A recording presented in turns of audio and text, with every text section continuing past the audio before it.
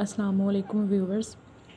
आज से हम एक सीरीज़ स्टार्ट कर रहे हैं जिसमें कॉम्प्लेक्स जो टॉपिक्स हैं या जो कॉन्सेप्ट्स हैं जो बहुत ज़्यादा कॉम्प्लेक्स हैं उनको वन बाय वन इस सीरीज़ में मैं कवर करूँगी आज से। मेरा फर्स्ट टॉपिक है फ़िस्कल डेफिसिट।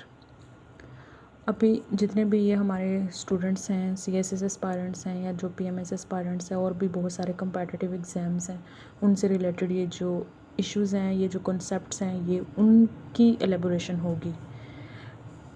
फर्स्ट टॉपिक है फ़िस्कल डेफिसिट। अब फ़िस्कल डेफिसिट क्या होता है? फ़िस्कल डेफिसिट वो होता है जो कोई भी गवर्नमेंट होती है, कोई भी गवर्नमेंट है, वो अपना टोटल एक्सपेंडिचर जो है, टोटल जो एक्सपेंडिचर है वो उसका बढ़ जाए अपने रेवेन्यू से, ठीक है।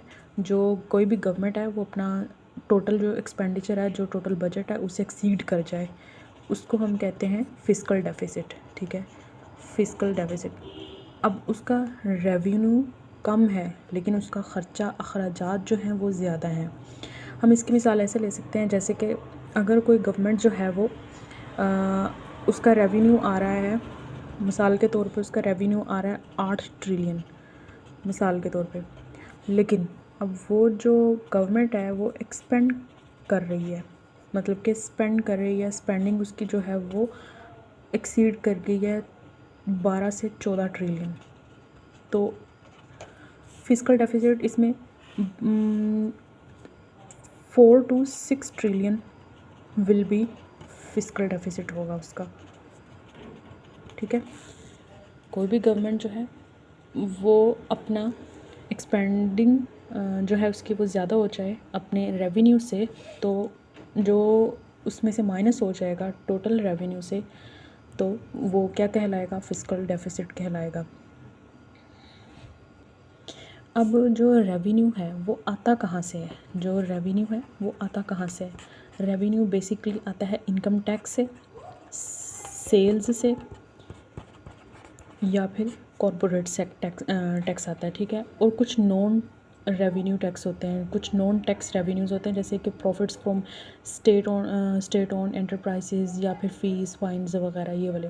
अब वो गवर्नमेंट स्पेंड कहाँ पे करती है? सैलरीज़ पे, पेंशन्स पे और डिफेंस बजट पे, हाउसिंग स्कीम्स पे, डैम्स पे, रोड्स पे, इंफ्रास्ट्रक्चर जितने भी हैं वो रेवेन्यू वहाँ पे वो स्पेंड करती है, अपनी जो मनी होती है वो वहाँ पे स्पेंड करती है। लेकिन जो ये फ़िस्कल डेफिसिट है, ये अक्कर क्यों होता है? क्यों अक्कर होता है? अक्कर इस वजह से होता है कि हमारा कोई कलेक्शन, हमारा नहीं, किसी भी गवर्नमेंट का, पाकिस्तान से हट के भी डेवलपिंग स्टेट्स में जहाँ पे ये फ़िस्कल डेफिसिट वाला इशू है, तो वहाँ पे भी ये जो गवर्नमेंट होती है वो अपनी जो टैक्स है वो उसका लो, मतलब कि टैक्स उसकी कलेक्शन है, ठीक है। उसके बाद जो उसका स्पेंडिंग है वो ज़्यादा है। फिर डेट सर्विसिंग है। अब डेट सर्विसिंग में क्या है, ये अलग से एक कॉन्सेप्ट है, ये इसके बारे में हम बाद में पढ़ेंगे, ठीक है। फिर कोई इमरजेंसी आ जाती है, मिसाल के तौर पे फ्लड्स आ गए, कोई पेंडेमिक्स आ गया, कोई डिज़ास्टर आ गया, तो उसमें ख़र्च करेगी, तो वो भी इसमें ही जाएगा, फ़िस्कल डेफिसिट में जाएगा।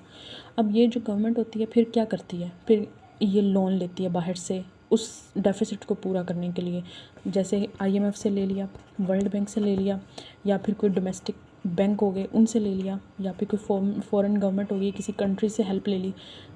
दीज इश्यूज़ जो है ना, फिर वो क्या बन जाते हैं? फ़िस्कल डेफिसिट। अगर तो